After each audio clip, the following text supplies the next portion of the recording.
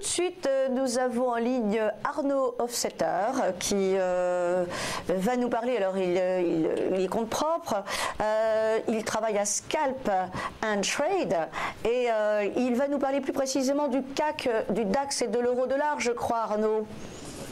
Oui, tout à fait, bonjour. Bonjour Arnaud, je vous entends. Alors, oui, concernant le CAC, disons les indices européens au global, on vient de voir ce matin une accélération en intraday. Oui. Sinon, sur la tendance de fond, sur le CAC, on est clairement dans une tendance haussière, mais qui a tendance un petit peu à s'affaiblir et qui donne lieu à une sorte de consolidation qu'on pourrait presque qualifier finalement de plateau.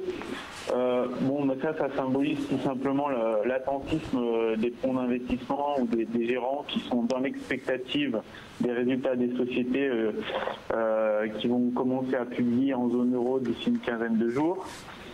Voilà, donc en gros, personne ne veut prendre trop de risques dans l'attente de cette échéance, surtout qu'on commence à avoir des valorisations qui sont relativement élevées.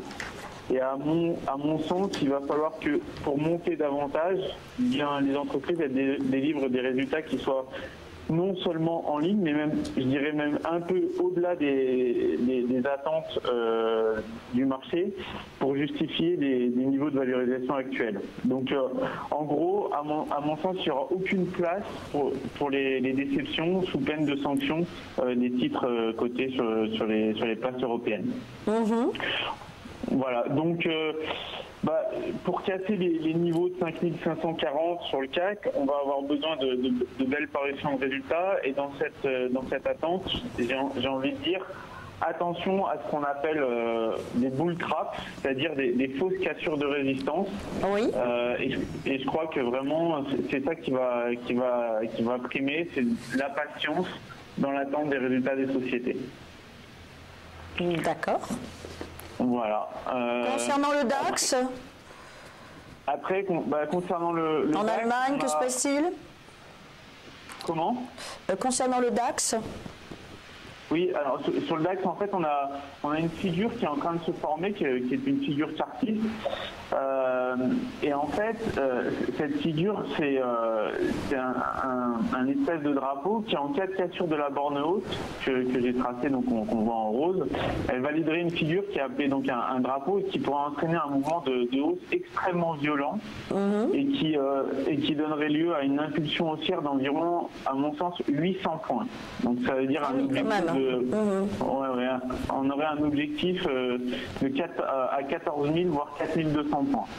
Voilà, donc il faut ne pas s'impatienter, il faut juste attendre la validation de cette figure et donc il est encore trop tôt pour entrer maintenant. En revanche, en cas de repli sur le DAX, d'un repli baissier, voilà, la zone en pointillé à 12 875, c'est un excellent point d'entrée.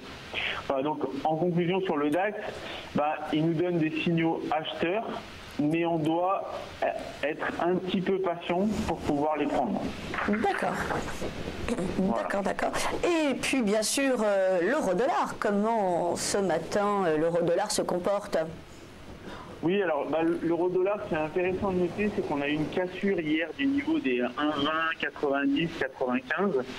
Ça a permis à l'euro-dollar de déclencher un mouvement d'impulsion haussière qui, à mon sens, devrait le mener à moyen terme. Alors attention, je précise bien à moyen terme, c'est pas pour aujourd'hui, qui devrait le mener à moyen terme sur la zone des 1,2640. Sur l'euro-dollar, ce qu'on peut dire, c'est que l'euro, lui, il est porté par des bonnes nouvelles sur le front économique. Oui. Et puis également sur les perspectives d'une BCE qui serait moins accommodante pour la fin 2018. Donc voilà, on reste très positif sur l'euro-dollar. En revanche, le problème, la contrepartie de ça, c'est que on a des niveaux qui vont commencer à devenir pénalisants pour la compétitivité des entreprises européennes. Voilà, c'est ça. Donc, oui, forcément, avec cette hausse. J'ai envie de dire, il va falloir surveiller très près le mouvement sur la parité euro-dollar pour